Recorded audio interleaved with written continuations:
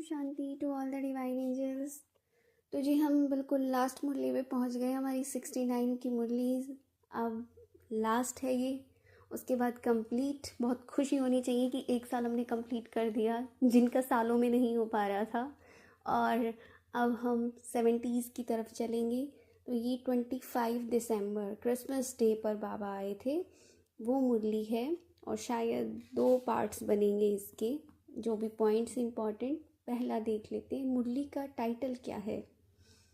अनासक्त बनने के लिए तन और मन को अमानत समझो। क्योंकि जो अमानत होती है मानो किसी की दी हुई होती है, यानी उसकी सिक्योरिटी, उसकी संभाल करना, ठीक है, उसकी रिस्पॉन्सिबिलिटी हमारे ऊपर हो जाती है। तो वो अमानत समझेंगे तो ये तन और मन, इससे हम अटैच नहीं होंगे। कि जो देखो अपनी चीज़ होती है ना, उसको तो बहुत रफली हैंडल करते हैं, लेकिन कहीं कोई हमें किसी जिम्मेदारी पे बहुत ट्रस्ट के साथ, विश्वास के साथ कुछ संभालने के लिए दे जाए, उसके लिए हम लोग बड़ा मतलब केयरफुल होते हैं कि नहीं भाई दूसरे की चीज़ है, ध्यान से रखनी है, संभाल के रखनी है। अपनी चाहे ख़राब हो जाए, टूट जाए, कोई दिक्कत नहीं। तो सेम यही चीज़ बाबा कह रहे हैं कि इस तन और मन को अमानत समझो। यहाँ पे बाबा ने क्या बताया है? फरिश्तेपन की मुख्य विशेषताएं। आज तक भी कितनी ही डेफिनेशन हम सुन चुके हैं। आज देख लेते हैं बाबा क्या कह रहे हैं। हर मुरली में बाबा कुछ ना कुछ एडिंग करते रहते हैं। एक बहुत सिंपल सी भाषा जो सबने रट रखी है कि फरिश्ता माना जिसका फर्श से कोई रिश्ता नहीं, है ना। तो अभी देखो, फरिश्ते की मुख्य विशेषता कि वो सब बातों में हल्के होंगे, लाइट होंगे, संकल्पों में भी हल्के, वाणी में भी हल्के, और कर्म करने में भी हल्के, संबंध में भी हल्के।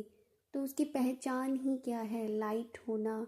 शरीर भी लाइट का दिखाते हैं, मतलब भारीपन नहीं उसके अंदर, किसी भी चीज़ का भारीपन नहीं। ये देह है, कितना भी वेट है किसी का, 50, 55, 60 है तो सही ना।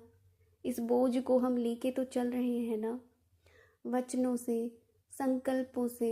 जब संकल्प भारी होते हैं तो दिमाग की क्या हालत होती है? सिर दर्द होगा, क्योंकि भारी चीज़ है ना। लाइट होगा, वो हल्का होगा, डिटैच होगा। तो बाबा ने हल्केपन को कहा। इन चारों बातों में हल्कापन है तो फरिश्ते की अवस्था है। आज के बाद से चेक कर लेना कि चारों बातों में हल्कापन है, और अगर नहीं है तो तुम फरिश्ते नहीं हो। जो हल्के होंगे वो 1 सेकंड में कोई भी आत्मा के संस्कारों को परख सकेंगे। तुम परख पा रहे हो या नहीं, ये बात भी डिफाइन करती है कि तुम फरिश्ते हो या नहीं। और जो भी परिस्थिति सामने आएगी उनको 1 सेकंड में निर्णय कर सकेंगे। कुछ बातें होती, कुछ लोग, कुछ आत्माएं होती हैं बहुत स्लो मोशन, बहुत टाइम लगता है उनको, एकदम धीरे धीरे सोचेंगे, देखते रहेंगे सामानों को।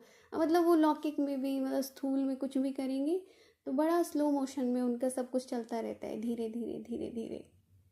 तो थोड़ा बाबा बाबा हमें खुद से भी सोचना चाहिए, ये इतनी एनर्जी हो मेरे अंदर, इतनी वाइब्रेंसी हो कि फटाफट से जो सोचना है, जो करना है, फटाफट करो। जिन चीज़ों को तुम सेकंड में डिसीजन लेना है, ये तो कोई बड़ी बातें नहीं है। छोटी छोटी डेली यूज़ की चीज़ों में भी डिसीजन मेकिंग होती है, ठीक है।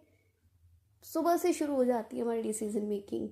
कैसे? सुबह उठना है या नहीं उठना है, ये क्या है? 1 सेकंड का ही डिसीजन है ना। अलार्म बंद करके सो जाओ या फिर उठ जाओ, 1 सेकंड। तो इन छोटी छोटी चीज़ों में भी हम क्या डिसाइड कर रहे हैं अपने लिए? ये काम मुझे करना है या नहीं करना है, ये ड्रेस मुझे पहननी है या नहीं पहननी है। खुद सोचो।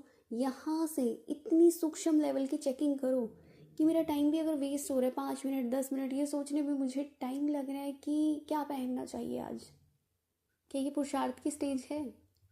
सामने आया तुरंत डिसाइड करके दूर हटो।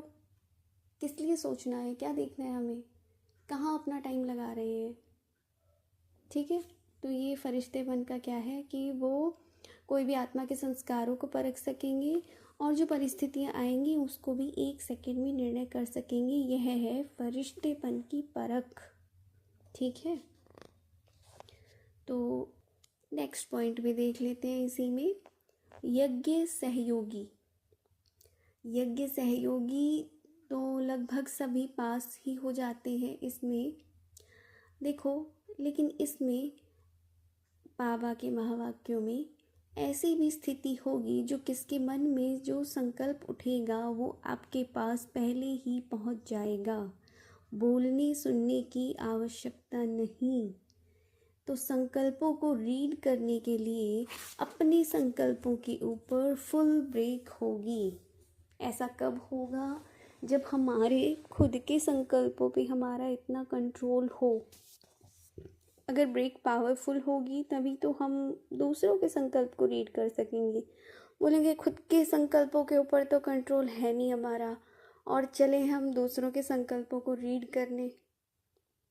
दुनिया में भी कुछ आत्माएं हैं जिनको सिद्धि है कि वो आपके संकल्पों को रीड कर सकते हैं। तो सोचो उन्होंने किस लेवल का पुरुषार्थ कह लो या तपस्या कह लो, किसी भी बात में जाना, मतलब किसी भी चीज़ में सिद्धि प्राप्त करना वो तपस्या ही है। अगर कोई भी काम लग के आत्मा कंटिन्यू कर रही है और ग्रोथ के लिए कर रही है, उसके बाद उसकी स्थिति वैसी नहीं है जैसी कि वो पहले थी। समझ रहे हो? मतलब हर सेकंड मुझ आत्मा की अवस्था बदल रही है, या तो कुछ जुड़ रहा है या घट रहा है। एडिंग तो हो रही है और घट नहीं रहा है। ये आत्मा की स्थिति की भाषा में हम बोल देते हैं कि घट रहा है कुछ, बाकी जुड़ता ही है।